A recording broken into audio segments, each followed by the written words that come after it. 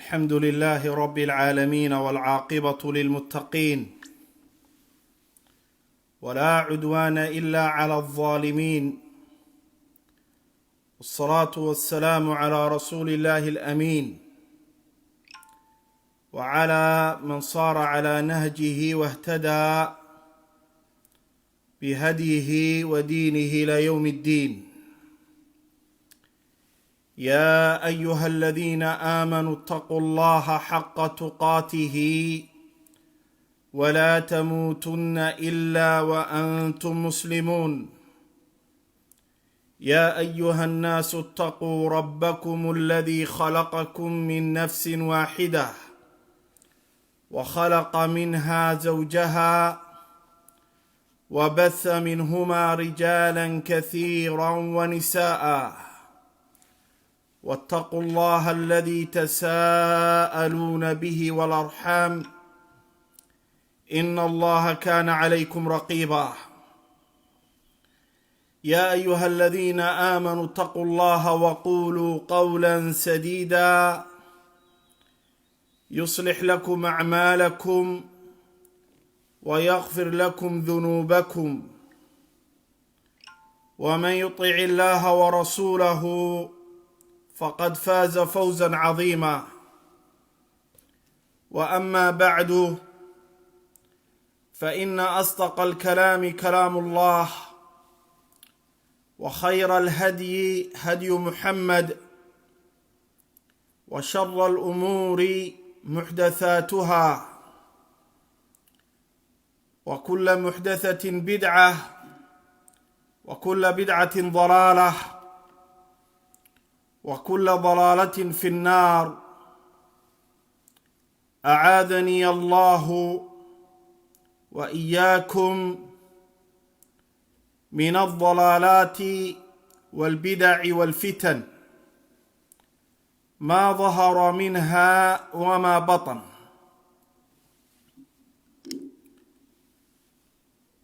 ugu horeyn walaalayaal, assalaamu calaykum ورحمة الله وبركاته. أسعد الله أوقاتكم بكل خير، وأسأل الله الكريم رب العرش العظيم أن يوفقني وإياكم لما يحبه الله سبحانه وتعالى ويرضاه. walaalayaal, ilaahay ayaynu u mahadnaqaynaa allahu subxaanahu wa tacaala ee muncimka ah ee inugu deeqay acdamu nicmata ugu weyn waa nicmatu lislaam waaliimaan. allah subxaanahu wa tacaala nicmada qiimaha badan inugu deeqay oo inoo hibeeyey oo ina siiyey. mar labaad,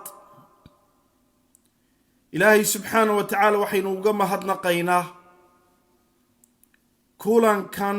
uu ilaahay subxaanahu wa tacaala uu inugu soo kulmiyey, inagoo insha allahu tacaalaa kaga faa'iidaysan doona furayaasha cilmiga sharciga ah, cilmulkitaabi wassunna. maxaa furo u noqon kara? haddaynu si kale u dhigno, furayaashani waxay yihiin aadaabtii cilmiga. cilmigu edeb buu leeyahay, sida salafkana walaalayaal ka sugnaadatay inay ku dadaali jireen barashada hadyiga iyo edebta intaanay cilmiga baran.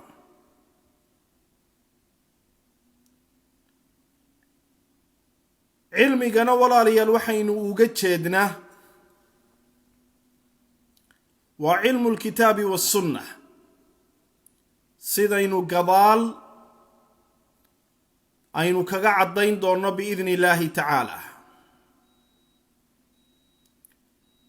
wa acdamu lkhayr,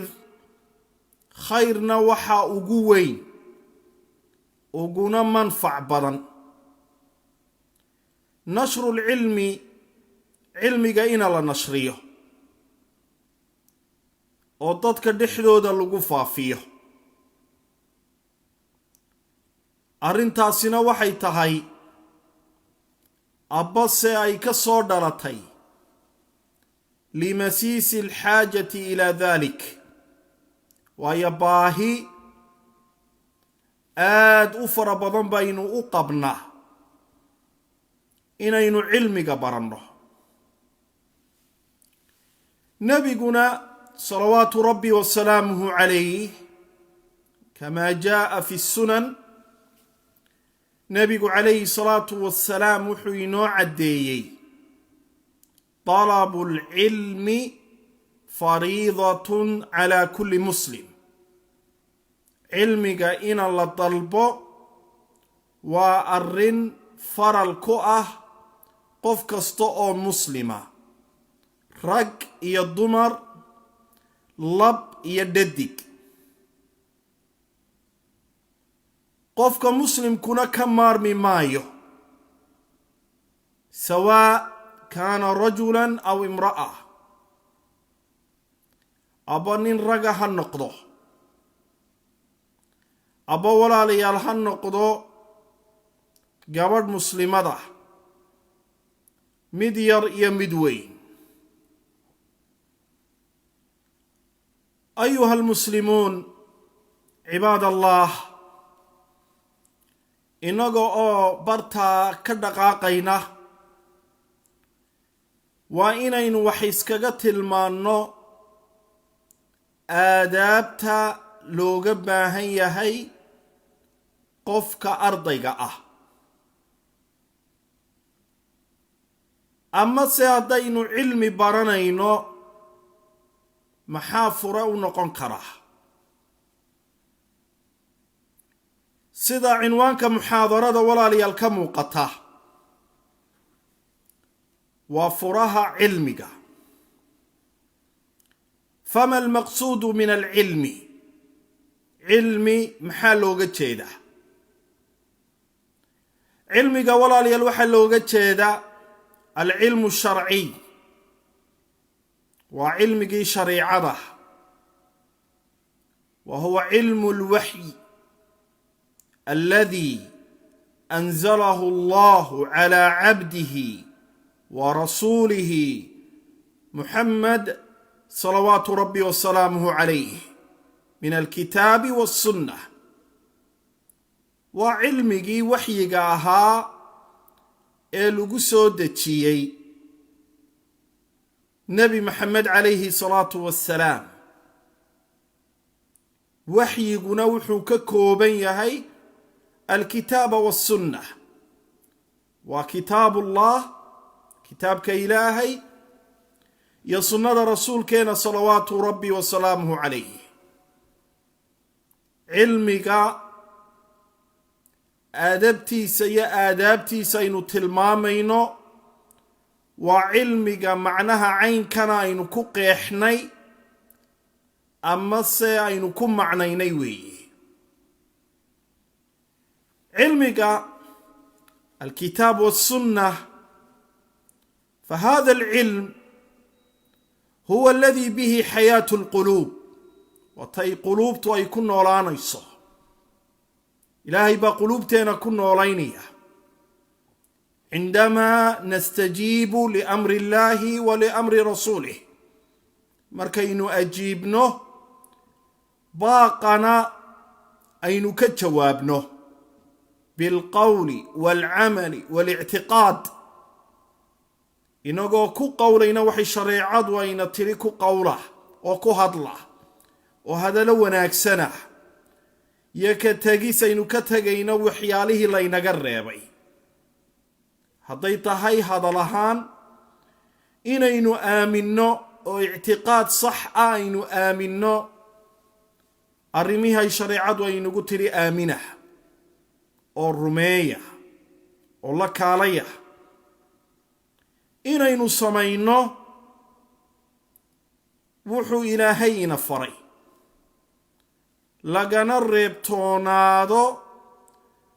wuxuu allahu subxaanahu wa tacaala uu inaga reebay maaddada caynkana aba qodobada caynkana aynu tilmaannay ayaa waxay ku xasilayaa baynu ku helaynaa xayaata alquluub quluubteenu inay noolaato waalqalb laa yaxya ila biliimaan waalcamal alsaalix almuqarib ila allahi jala wacalaa qalbigu wuxuu ku noolaadaa allahu subxaanahu wa tacaala rumayntiisa iyo camalka saalix ee sharciga waafaqsan inaynu la nimaadno oynu ku dhaqanno inagoo ajarka dhiganayna ilaahay agtiisa rabbi subxaanahu wa tacaala xaaladda caynkaasi walaalayaal waxaa xasili doona alihtidaa ila asiraati almustaqiim waddada toosan inaynu ku hanuunno ee adduunyadeenna iyo aakhiradeenuna ay ku hagaagayso farxad iyo barwaaqa soorana aynu ku gelayno fi dunya waalaakhira wa biha sacaadatu lmujtamac tay bulshaweyntuna ay ku liibaanayso weeyi isaga sababtiisana ku dhaqanka kitaabka ilaahay iyo sunnada rasuulkeena salawaatu rabbi wa salaamuhu calayh tanzilu albarakaat wa taxillu alkhayraat barakooyinka ayaa soo degaysa walaalayaal khayrkuna waa uu ku imanaya idan almaqsuudu min alcilmi idaa utliqa haddaa la itlaaqo oo la magacaabo waxaa looga jeedaa alkitaab allah kitaabka ilaahay wa sunnata rasuuli illaahi sala allahu calayhi wasalam taasay shareecaduna ay ammaantay axaadiidta tirada badan iyo aayadaha tiradoodu ay badan yihiin cilmiga shareecada ayay ku soo aroortay ilaahayna subxaanahu wa tacaala ciddii baratay cilmiga shareecada ayuu ilaahay arrinkooga kor u qaaday ehelkoogana ilaahay uu ammaanay maqaamkoogana ilaahay uu sarraysiiyey rabbi subxaanahu wa tacaala haddaba wuxuu mudan yahay qof kastoo muslim ah oo inaga mid ah an yatacallama min diin illaah maa awjaba allahu calayh inaynu ka baranno ilaahay diintiisa kitaabkiisa axaadiistii nebi maxamed salawaatu rabbi wasalaamuhu calayh alawaamir alatii amarana allahu biha iyo inaynu ka fogaano almanhiyaat alatii nahaana allahu canha ee ilaahayna uu inaga reebay rabbi subxaanahu wa tacaala inaynu wax ka baranno weeye oo naftaada yaa ayuha almuslimu yaa cabdallah inaad jahligaad ka dulqaadid intaad cid kaleba waxba ad tarin orta naftaada waxaad ka xoraysaa ilaahay naartiisa iyo cadaabkiisa cadhadiisa iyo nacdashiisa ka xoree waxaad ka fogaanaysa wuxuu ilaahay kugu nacdalaayo wuxuu ilaahay uu kuugu cadhoonayo waxaad ilaahay aad kaga fogaanaysid waxaad baranaysood ku dadaalaysaa kulamaa yuqaribuka ila allah shay kastoo ilaahay kuu dhoweeya rabbi subxaanahu wa tacaala sidii mar dhoweyd baynu tilmaannay kamaa jaa'a fi lxadiis talabu lcilmi fariidatun calaa kulli muslim cilmigaa kugu waajibmay waa maxay waa cilmigaad ka maarmahayn diintaadu inay diintaadu ay ku toostana aanay ka fadhsanayn sida barashada caqiidada barashada salaada barashada axkaamta fiqiga sida weysada waxyaalaha weysada jabiya arkaanta salaada hadday bir rabadaan ay soo gasho rabadaan maxay soonkaagu ku ansixiya amase maxaa soonkaaga burinaya bishu maxay ku bilataa soonka arkaantiisa maxaa ka mid ah sida oo kale haddaad cimro tegaysid haddaad xaj tegaysid haddaad baayic mushtari aad ku baayic mushtaraynaysid wax walba oo diinkaaga xidhan oo nolol maalmeedkaagana aad samaynaysid waa inaad baratid waa cilmi kugu waajibmay weeye oonay mudnayn qofka muslimku inuu ka jaahil noqdo qofka muslimka ah ilaahay subxaanahu wa tacaala wuxuu la dooniyaa waddada khayrka waddada wanaagga cilmigu waa nuur waa iftiin weeye waa hage wuxuu kugu hagiyaa ilaa ridwaan illaah ilaahay raali ahaanshihiisa rabbi subxaanahu wa tacaala dhammaan waynu jecelnahay sifada iyo tilmaanta caynkaasiya an yarda allaahu canna inuu ilaahay uu inaga raali noqdo uu ilaahay uu ina jeclaado uu ilaahay uu ina soo dhowaysto oo ilaahay uu inoo hiiliyo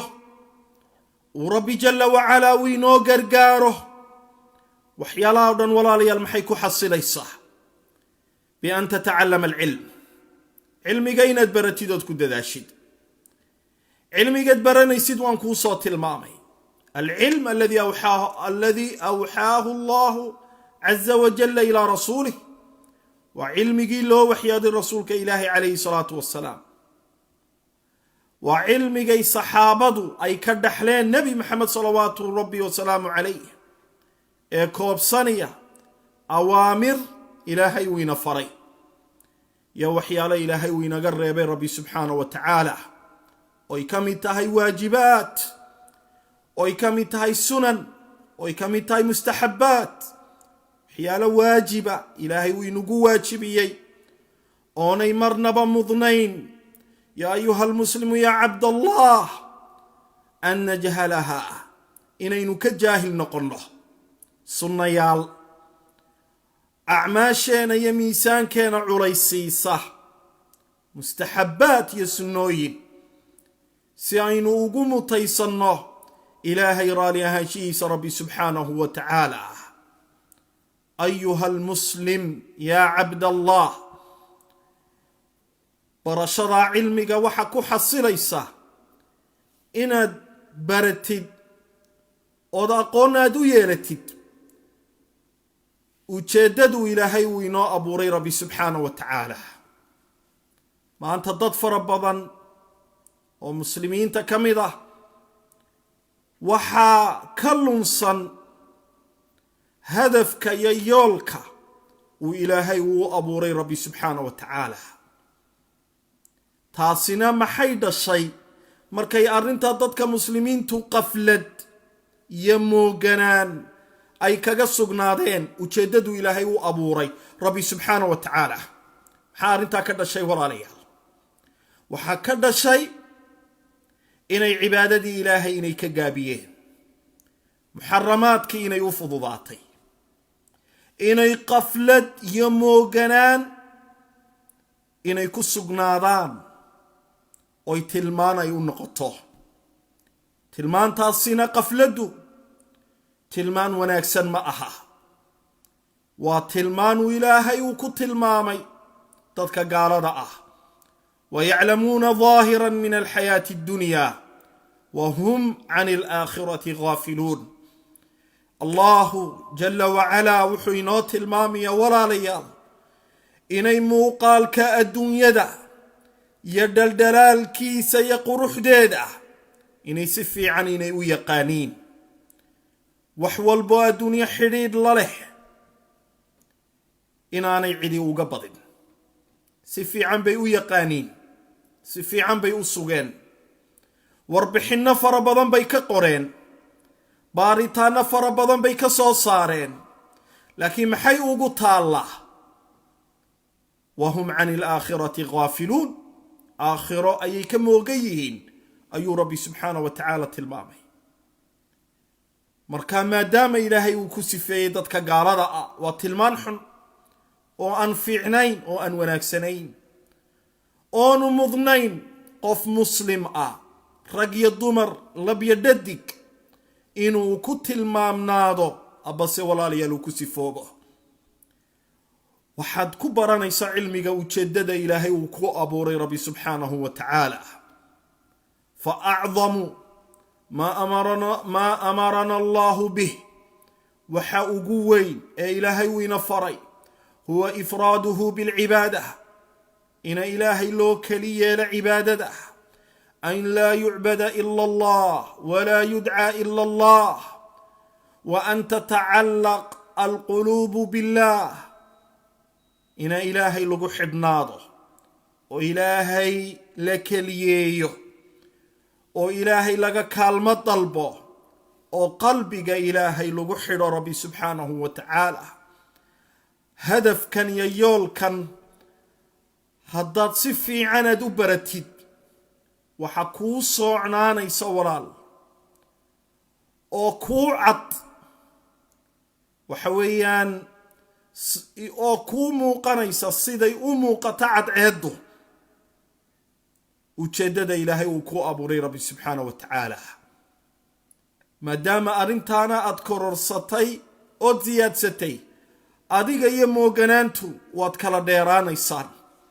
qaafil ma noqonaysid. sababtaad qaafil aad u noqonahayn maxay tahay? liannaka calimta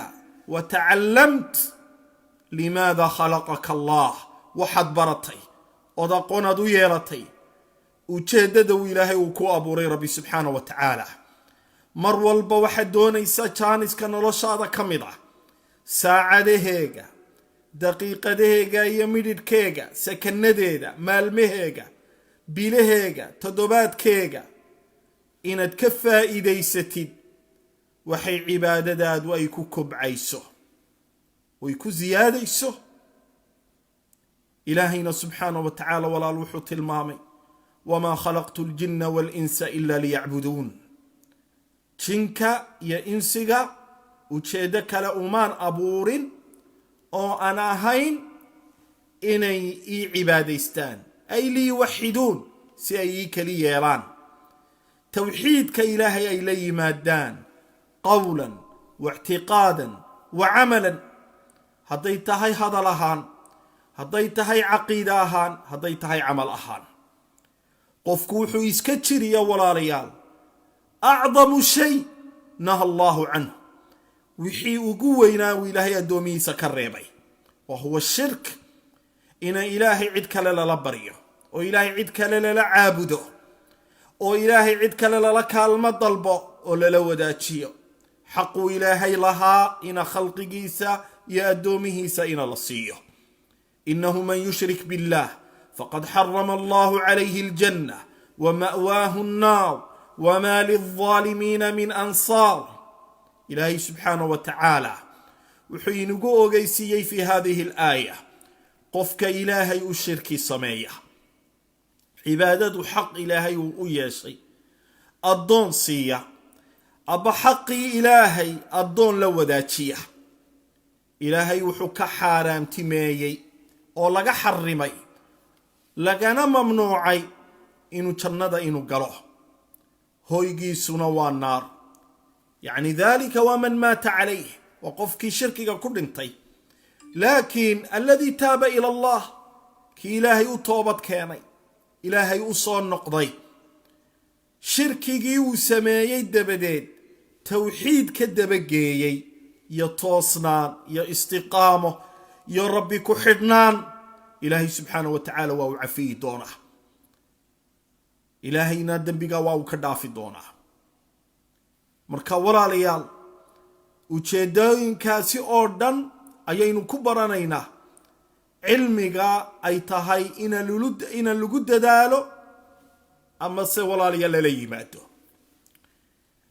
shay waliba walaalayaal furu leeyahay, shay waliba fure ayuu leeyahay. haddaad doonaysid maanta tusaale ahaan inaad baabuurkaaga aad kaxaysatid, maxaa lagaaga baahan yahay? waa inaad furahaad ku furtid, abase waxa weeye yacni aaladda lagu kantaroolo abase lagu kiciyo inaad ku shidid. almuhim fura la'aan baabuur kuu dhaqaaqi maayo. haddaad doonaysid gurigaaga inaad geshid, wuxuu kaaga baahan yahay furaha inaad albaabka aad gelisid ood ku furtid. laakiin furihiisi aan ahayn haddaad gelisid, lagama yaabo albaabka gurigu inuu kuu furmo. haakada alcilm, cilmiguna waa sidaa weeye. cilmiga shareecadu way inugu dhiirigelisay, wayna jeclaysiisay. nebigu wuxuu inoo tilmaamay calayhi salaatu wassalaam qofka ilaahay khayr iyo wanaag ilaahay uu la doono, ilaahay wuxuu waafajiya fahanka diinta. laakiin maxay ku xidhan tahay? maxaa shardi u ah? waa inaad haysatid furihii saxda ahayd ee cilmiga ilaahay aad ku hananaysay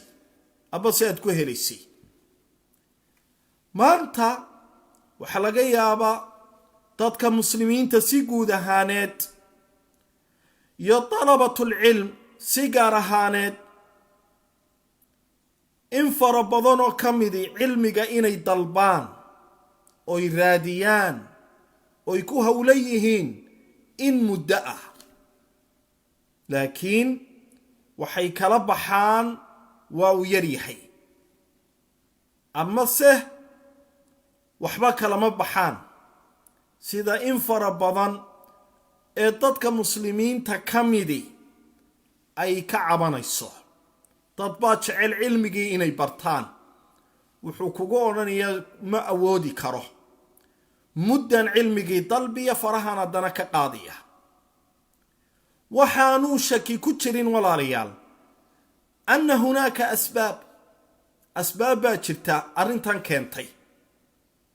markaynu doonayno cudur ina la daaweeyo oo la daweeyo, asbaantii keentay ayaa laga hortagaa abase la sameeyo abba waxa weeyaan la gartaa si dawada loo helo. haddaad cudurka sababtiisii aad garanahayn meeshii lagaaga yimi, suuragal ma aha inaad garatid waxa weeyaan dawadiisa. haddaba walaalayaal cilmigu furuu leeyahay. furahaasi haddaad si fiican aad u adeegsatid ood u isticmaashid ood si fiican aad u baratid, intaad cilmigaba aad u guudagelin, ilaahayna aad baridid rabbi subxaanahu wa tacaala, ilaahay cilmiga waa uu kuu sahli doonaa. cilmigu waa nuur uu ilaahay subxaanahu wa tacaala addoonka qalbigiisa uu ku gano rabbi subxaanahu wa tacaala. fata'ammal yarcaaka allah, u fiidhso ilaahay ha ku ilaaliyo oo cibaadadiisa ilaahay subxaanahu wa tacaala ha kugu waafajiye. yaa ayuha almubaarak ilaa haadihi almafaatiix, furayaashan aynu tilmaami doonno. furaha koobaad ee cilmiga lagu helo walaalayaal waxa weeye xusnu lqasdi fi tacallumi alcilmi. qasadkaaga iyo ujeeddadaadu inay fiican tahay markaad cilmiga baranaysid. cilmigu waa cibaada. cibaadaduna maxay u baahan tahay? ikhlaas. camalka aba camal walba oo cibaado ah ilaahay subxaanahu wa tacaala laba shardi buu inaga doonay. الإخلاص والمتابعة. وإن إخلاصك وإن الله ينجحله وتشدد علمي قدو براني سيدين تهي لله ليس من أجل الناس. تدك الدرادد معها إن تدك يكوغو أمانا إن حول لقوغو ديبتو شاقم ضحتيني ما إن تكو قبتت إن هذا الكاغو نقضو مسموع مثل مقله أو تلاد لقا قدم بيو إن أنا يتشدد هذا أنا يحين علمي قوحدو برانيس لله. إذا تلمان تكوبات إلا قاقبهي وحوي حسن القصد وتشدد هذا نيدادو إن يتهي شيء وناكسن بأن يتعلم العلم. علمي قمحادو برانيسا يريد الأجر والثواب. صلاة محين وتكنه حجك محين وحجنه عمرة محين وعمريسنه صدقة محين وبحنه ما إني تدخل ينقو أمانان با ما إني تدخل ينقو تشعلادان با ما إني تدخل مقع يماموس أينو كجهل نابا مايا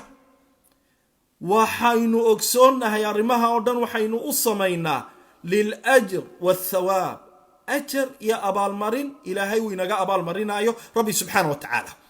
إذن علمي قنو تشدد وصدويا تحفظ كتاب الله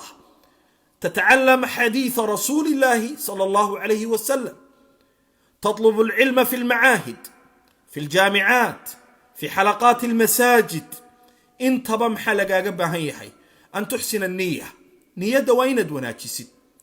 هذا العلم الذي تتعلمه لا يكون إلا لله. وإن النية هذا وحا كتشرا أبنيوين كان وحيالها كتشرا وإن النقضة إن ينوبرنا إلهي دراتي ما مقع ما هلقوقو أمانو ما ضدك مقع يا ماموس كله أكتو ذا مقع حد كقرب يالتي لا. إنما الأعمال بالنيات. عمل كو النية ده حكو أنصحاء والنية دوي. يتعلم العلم حتى يرفع الجهل عن نفسه. وإن الجهل قال نفط هذا تكدو القادد وتشيق كوبات إلى قابها يواكوي. بعض أهل العلم رحمة الله عليهم وحيت المامين ما هي علامة الإخلاص؟ وسؤال مظن إن السويتيو متى أعلم أني مخلص لله سبحانه وتعالى في هذا العلم الذي أتعلمه. علمي قنان برنايو أنكو هولنا هاي قعمها أنكو لتشيرو محا علامات ونقونيسا إنو إخلاص إنو إيجيحي إلهي درادين العلم قنان برنايو وشيدك لينا أنا إيجاحي. علمات وحي تلمامين إنو نيستو أن يرفع الجهل عن نفسه. إنو جهليغا نفتي سينو كدل قاضو قفكوا جاهل ويا صوما صلاة دي باد برانيسا قرآن كي باد برانيسا واحدو برانيسا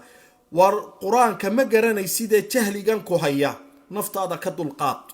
حدو كدل قاضي سجهليغا فيعبد الله على بصيرة لكي تعبد الله على بصيرة. سي إلهي سبحانه وتعالى على علم أضيقو عبادتها كقصوغا إلهي أدو عابدين ربي سبحانه وتعالى. ويخشى من الله على بصيرة إلهي نائد كبقدي على بصيرة. ويفعل أوامر الله على بصيرة. أما الردي إلهي بات سميني سأضيقو أقونو له أضيقو ملمالي آنو كاقتش رحين. يتعلم العلم وحويا علمي وحق لو وقضب كيس لبات إند مخلص تهي أد علمي إلهي درادي إند أبرتي وحا الدليل أوكله أن يكمل غيره بدعوتهم إلى الخير. إن الخير كا أدبرتي ضدك إن دوجد بيسد علمي جيب أدبرتي سنفت هذا جالي قادو قدو القاتد سي أدوجو عمل فشد وسطت كان أدوجو يدد أو عبادتي أهيد الأمر بالمعروف والنهي عن المنكر إن أدوحويا أدلت مادي أرضي طالب العلم هايسكتشيرو أما سهيسك إلاليو أن يطلب العلم لغير الله cilmiga inuu u dalbo ilaahay cidaan ahayn liannahu warada fi dalika waciidun shadiid goodi adag baa ku soo arooray wuxuu rasuulku tilmaamay calayhi salaatu wassalaam man tacallama cilman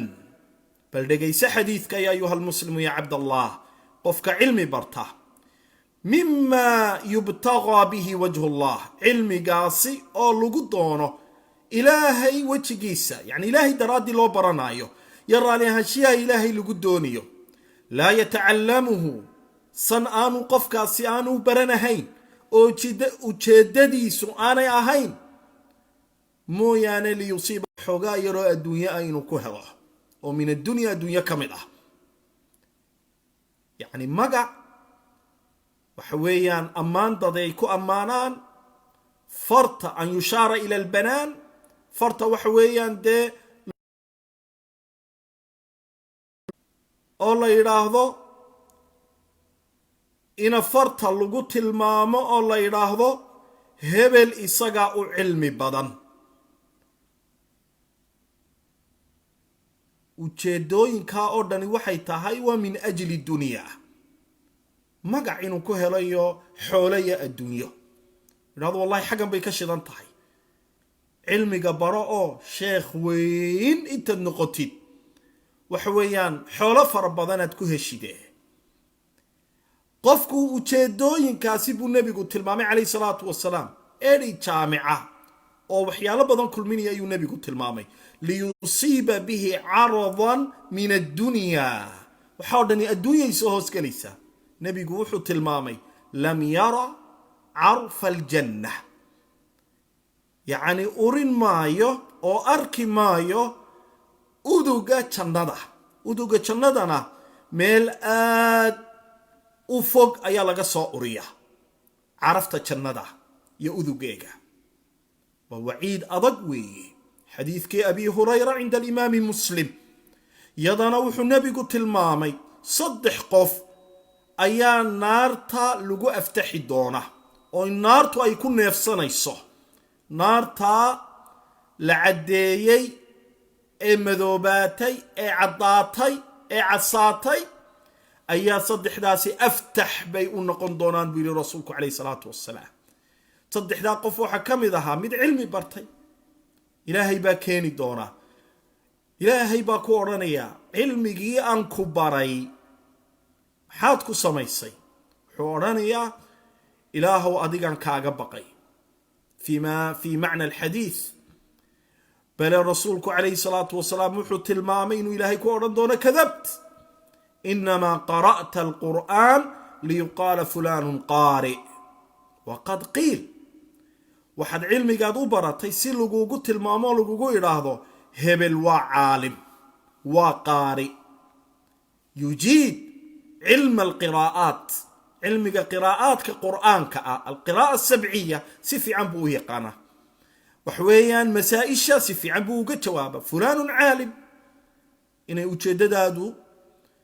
aad cilmigaad u baratay waxay ahayd sidaa ina lagu idhaahdo intiina waa lagu yidhi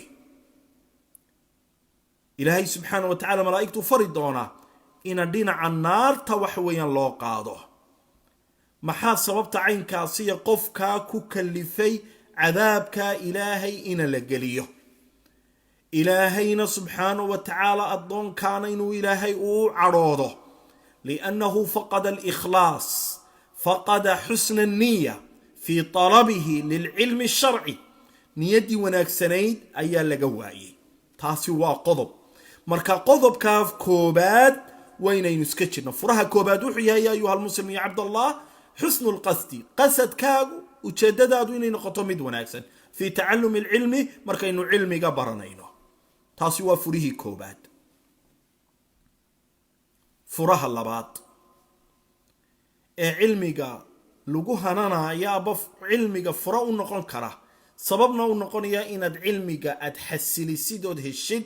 oo ilaahay qalbigaaga uu ku ururiyo taqwa allah ilaahay taqwadiisa an takuuna cabdan taqiyan addoon taqiya inaad noqotid weeye wadaalika تقوض محيك حاصل ليس ولها معان كثيرة وحوية معاني فربضا أي لا ضهي تقوض وأي أهل العلم أي كون معنيين أو تلمامين لكن مد كمدين كسو قادنين تاسو بفعل أوامره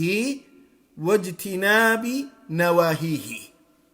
تقوض ومحي سيدي تقوض سيدي كحصليسا تقوض وحي نقو حصليسا ولا ريال بفعل أوامره إن دي لهي أوامرتي سين الله نمادنه ميل والبو أجوكتد أينما كنت في أي مكان في الجو في الطيارة في البر في السيارة تسافر بالقطار يعني في أي مكان تسافر بالسفن يعني في أي مكان كنت في البيت في الشارع في المتجر بخاركاغا غوريغاغا وضدا مركد سعوتي مركد كليودي ضدك مركد لجوكتي انت بين إلهي كبقتي ربي سبحانه وتعالى بفعل أوامره إن أمرك إلهي فلسد ميل والبوض عالمك كتشوكتي حتى دولك هوستي سهداد قشيد إن إلهي أمرك يسأد فلسد ربي سبحانه وتعالى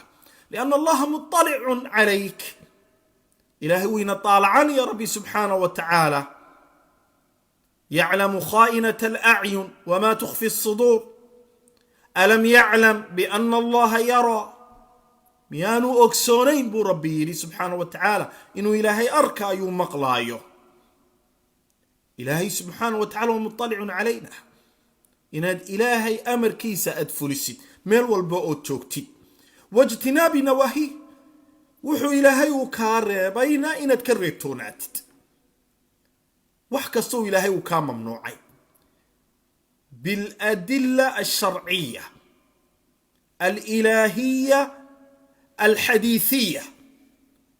كسقناتي آياتها يحديثك آياتها كتابك إلهي يصمد رسولك هنا صلوات ربي وسلامه عليه إن نكرب تونانو إن نكفقانو وهذا هو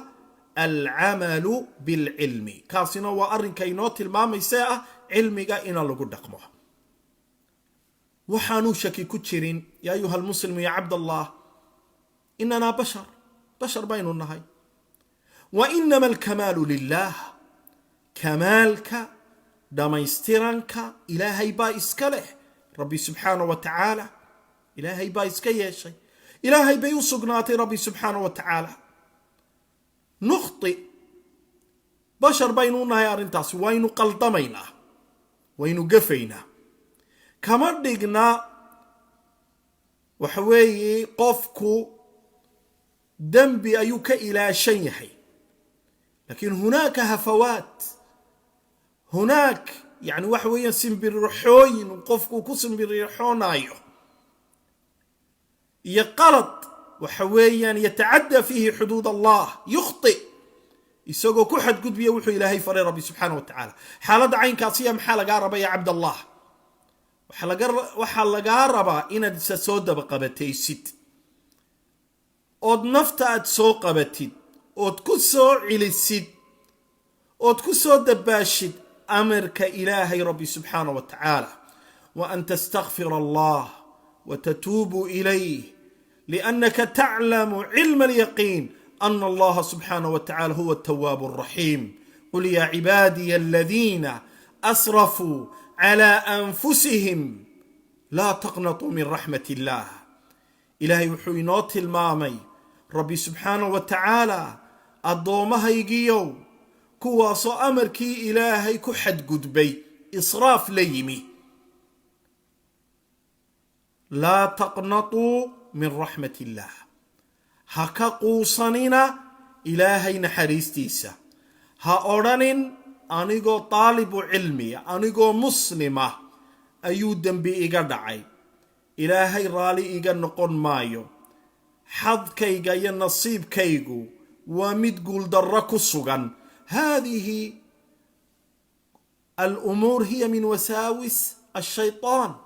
وساوست الشيطان كي أرمها أردني ولا ليلاي كمتاهي حلقا قبها هي إن حسوستي لا تقنطوا من رحمة الله هكا قوصن إلهي نحريستيس ربي سبحانه وتعالى لماذا؟ حين قوصن وين إلهي نحريستيس وايو إن الله يغفر الذنوب جميعا إلهي بدن بك كارنا في ربي سبحانه وتعالى افتينكي تقوضوا دبي وقصن قنيس قلبك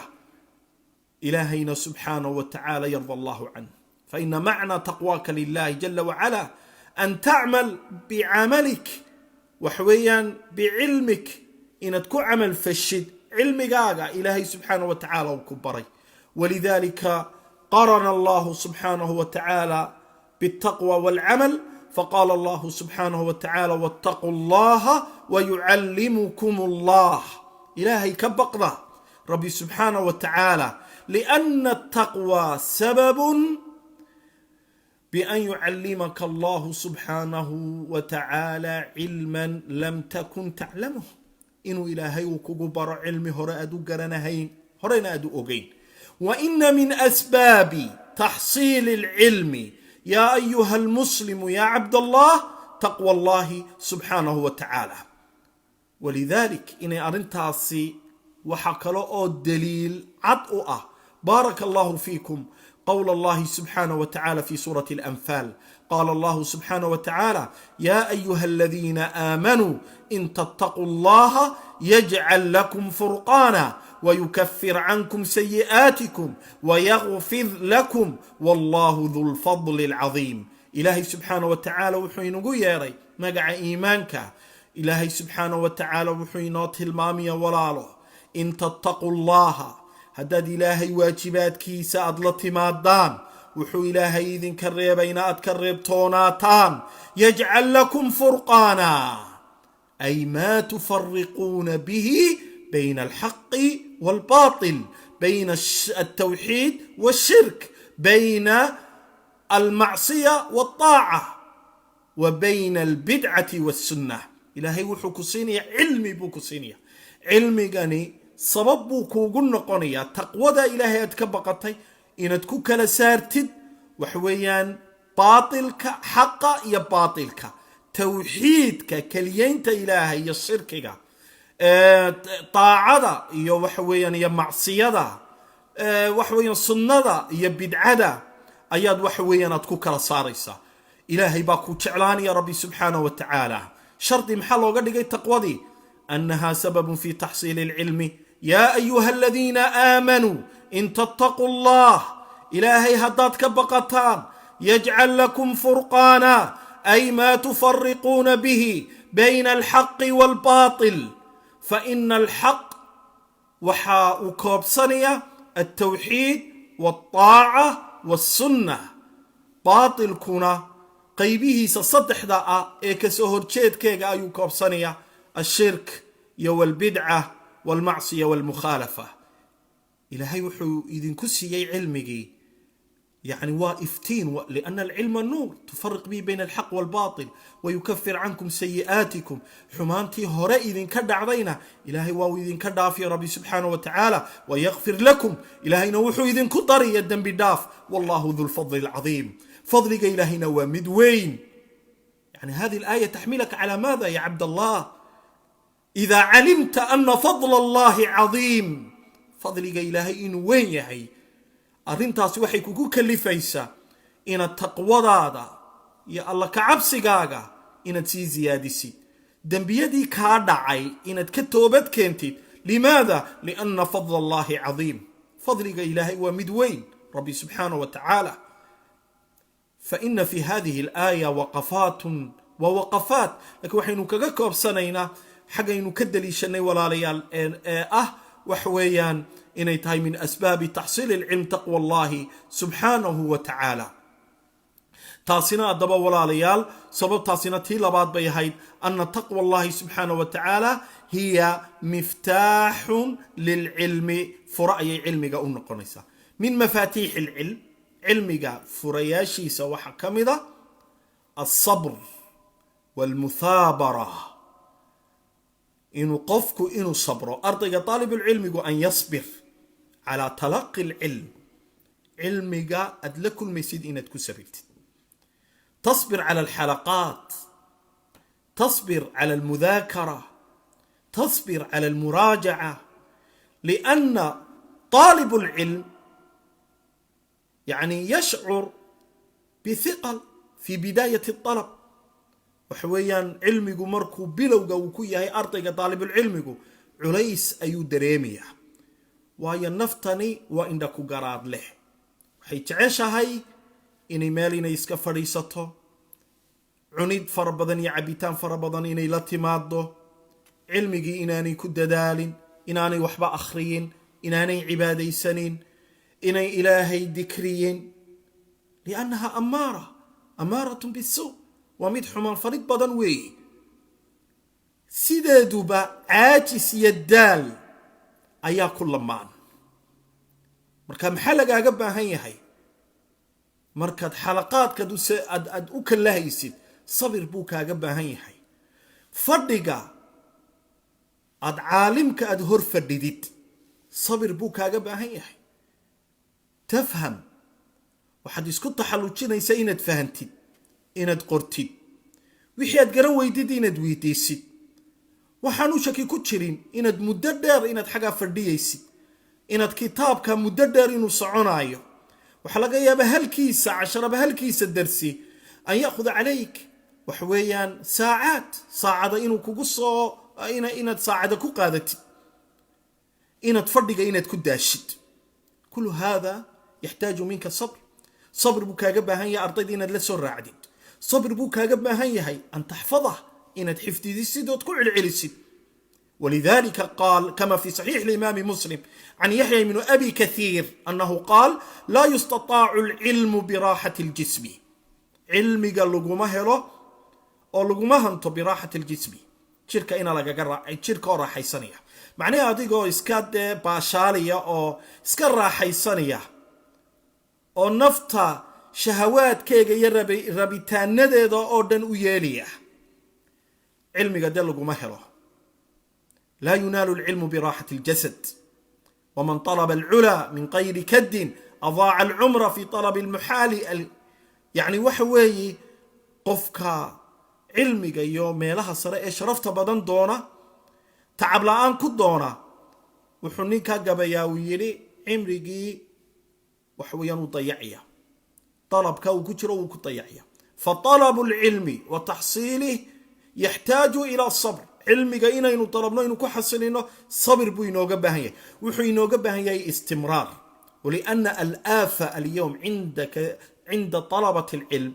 إلا من رحمه الله سبحانه وتعالى ثم وفقه مدو إلهي وافتشيي وإلهي وطد صحصن إلهي وكو وافتشي موياني الأكثر والأغلب الرنكوغ وامحي أنهم لا يستمرون ما joogtaynayaan cilmigii kitaab baa la bilaabiyaa dhexda markuu marayuu ka hadhaya bal xalaqaadkeena masaajidka aw fiirso kitaab walba marka la bilaabiyo fi lbidaaya waa kitaab wax weeye aad loo soo xaadiraayo walidaalika kaana yaquul axadu culamaa'inaa markay arrinka iyo xaalku sidaa u noqdo maalinta koobaad darsiga aad looga soo qayb galo talow intan ka soo wada qayb gashay dhammaantood mayna soo booqdeen mise waa ardaydii cilmiga dhiganaysay maada yuriidu bidalik caalimkaas arrinkaa wuxuu uga jeedaa yacni sidan loo farabadayay malaha inta ugu badani waa booqasho cilmigii kitaab baa la bilaabaya maanta waxyaalaha dhaca waxa kamida walaalayaal ina kitaabul bay' hada fiqi la dhigay kitaabul bay' bayna la gaari kitaabul hajj kitaabus siyam bal la gaari maayo inta ugu badan talabatul ilm waysada tahaarada salaada hada wax laga weydiiyo si fiican bay uga jawaabiyaan laakiin zaka hada looga bilaabo hajki bay' waxa weeyaan kitaabul itq wa kutubta ugu dambaysabe يا الجنايات وحويدا هذا الكيغا بيس كبدا عدة قادا آد بي ويرتاحي arrintaa maxaa keenay? malal, sa'b, kasal, caajisnimo, wahsinimo ayaa keentay. marka dabiicada caynkaasiya waynaynu aad inaynu iskaga jirno weeyaan walaalayaal. walidaalika qaala cumar radia allahu canhu wajadnaa khayra cayshina bisabr. nolosha ugu wanaagsan maanta waxaanu ku helnay buu yidhi waxa weeye bisabri walmuthaabara ayaynu ku helnay. walidaalika إذا تأملت يا أيها المسلم يا عبد الله في الأصول الثلاثة أفرت قاعده أقصه الرئيسة شيخ الإسلام محمد بن عبد الوهاب محوك بلابي اعلم رحمك الله أنه يجب علينا تعلم 4 مسائل: العلم والعمل به والدعوة إليه والصبر على الأذى فيه. إذن صبرك وحول بواوك قباهيه. ولذلك فرها لباد محويه صبرك يوتشوكتينتا وإنين فربض الله وقفك وإنو إلهي بري ربي سبحانه وتعالى وحويا إلهي نو كحرناده ربي جل وعلا لكي يوفقه الله سبحانه وتعالى لما يحبه ويرضاه. فرها أفراد ولا ليال وحيهي علمي فراء نقن كرا التدرج في تلقيه. علمي إنينو طلابة إنينو أبرنه. نبدأ من المختصرات. مختصرات كاين لغا بلابو فني كم إذا فنون تأياد برانيسا: فن الحديث، فن في الفقه، في المصطلح، في أصول الفقه، في العقيدة، في اللغة العربية. تبدأ من المختصرات. مختصرات كتك بلابسا علمك حاجة هوسا يا لغا صوب بلابا نمبا لغا شيغي كما قال شيخنا الشيخ عبد الكريم حسن حوش حفظه الله: نمبا وحكو أدكاتي النحو وحويا مختصر كأوغو كوباني ليراهدو الأجرومية أياكو أدكاتي مركاسو يري الفيادة إنو بلابا يعني مختصر كي نحوها أياكو أدكاتي با سيدي صورة قال يقولها هاي إنو فهمه في الألفية. بعض طلبة العلم يبدأون من المطولات. مطولات كي علمك كبلابان سيدا صحصا وحيتهاي التدرج في العلم أن نبدأ العلم من المختصرات. أنت يا أيها الطالب يا أيها المسلم يا عبد الله مركدون يسيد إن العلم أدبلودي علمك حاجة هوسا كبلو. مثلا حتى واحد دعضة عند عامة المسلمين إنه 40 النووية إنه يكو أدكاتو هكبلابو أحاديث كوكوبا 70 حديثا 50 حديثا يعني وحويان مسائل وحويان سيدة عقيدة وكلا سؤال شيء جواب ترى كخذ عقيدتك يوحي لها الماما. المهم على المسلم أن يبدأ بصغار العلم قبل كباره. فطلب العلم يكون بالتدرج شيئا فشيئا. وعلمك وينين طلابه يشرنشرد علمك مركز شرنشرة أدفوشك هدنا طلبات إن دو قذبتid هدنا تصدحات إن دو سي قذبتid. ولذلك أهل العلم وحي تلمامين رحمة الله عليهم في قوله تعالى: ولكن كونوا ربانيين بما كنتم تعلمون الكتاب وبما كنتم تدرسون. يعني ربانيين نقضة بما كنتم تعلمون الكتاب كتابك أد واحد كبريسان أبص وحوية وبما كنتم تدرسون أد كل جنيسان. قال: يعلمون صغار العلم قبل كباره. وقد قيل وحويا زمانا هرنا وحلوت المامي أبص اللو عديي أن طعام الكبار صم للصغار. عنتذا قف كويني صم بيطهي قف كير حوي بكورا عنتذا ضيق أد عنتذ الماء مكسودة شهداد سيسي صار كل من مايو مو وودي كرا وحويا ما أودي كره. ولذلك علماء وحي المامين يعلمون صغار العلم قبل كباره، ولكن كونوا ربانيين، يعني كوا الله يقان النقضة. وحي سيد عبد الله بن عباس وحكو فصر يعلمون صغار العلم قبل كباره، علمي جيزة كيسا ير أي ضد كبريان قبل كباره. انت علمك كيسا وين لوجو دقليل معني يبدأون بالمختصرات ثم شيئا فشيئا حتى يبلغ إلى المطولات. ولذلك قرآنكو وحسود دقي إسوغو أوكال تفرارقصا بالتدريج طلاب قرآنكو ينقصو دقي وقرآنا فرقناه لتقرأه على الناس على مكث ونزلناه تنزيلا. وقال الله سبحانه وتعالى وقال الذين كفروا لولا نزل عليه القرآن جملة واحدة كذلك لنثبت به فؤادك ورتلناه ترتيلا. إلهي سبحانه وتعالى وحينات المامي وآيضها لبدن آيضات أي نصاخرنا إلهي وحكو عدي ربي سبحانه وتعالى قرآنك وحنو كلبا قيبا نكوغو سودة جنيني سي وحويان ضدك طلابة آياتها إلهي أي أقبرتان أو أقبرتد ونزلناه تنزيلا، أي كلما نزلت آية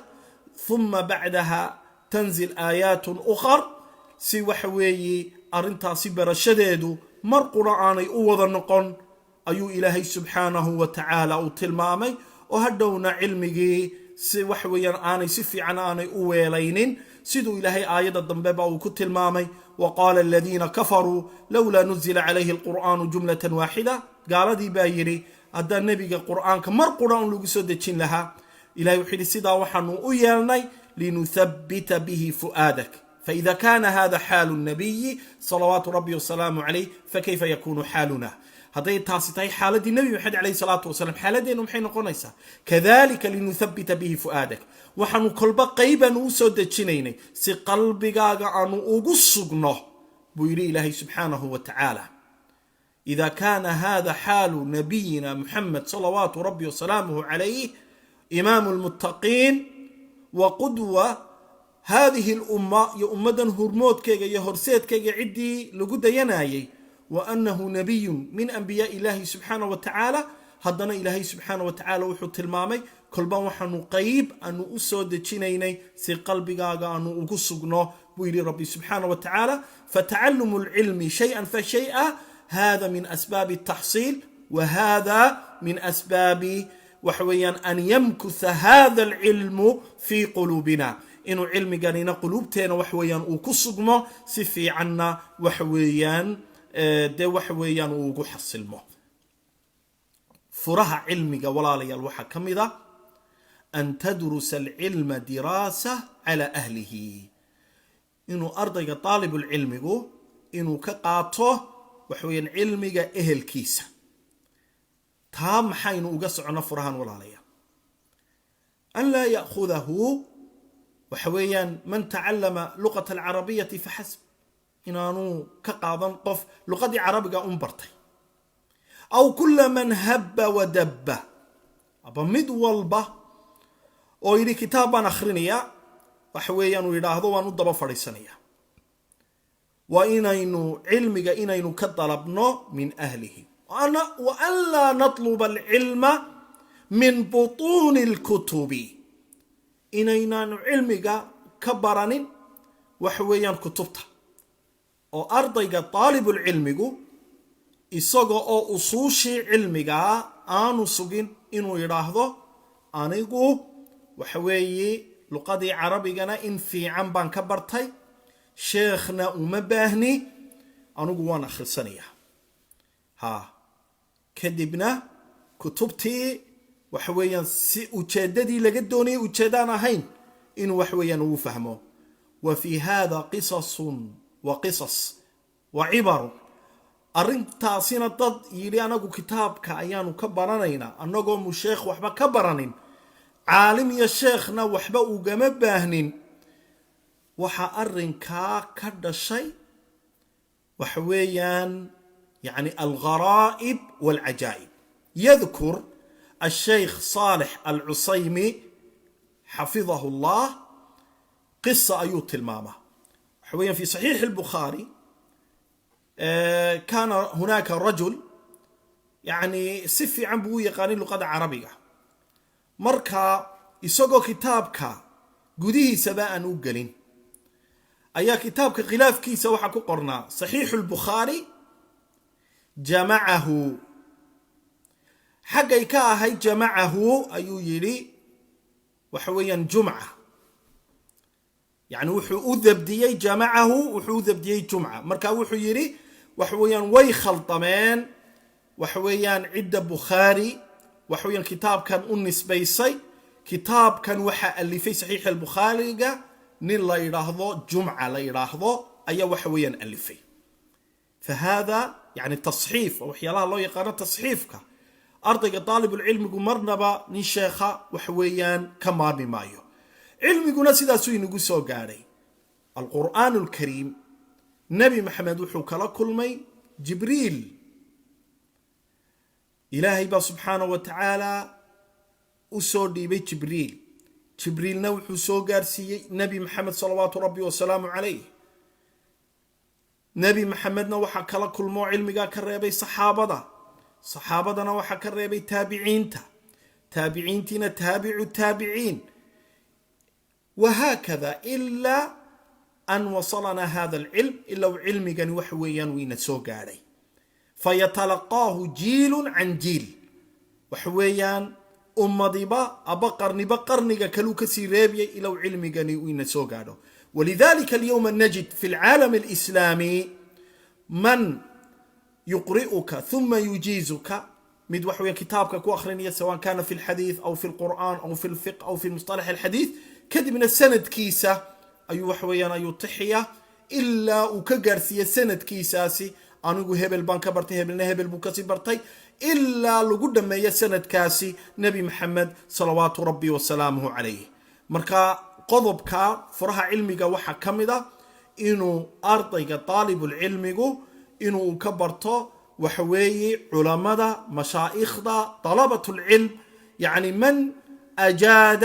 هذا العلم وحويا وتلقاه عن الكبار وحويا علماء دينا وحويا كلا كل مي فرها ولا لي العلم وحيالها علمك إنجت هدية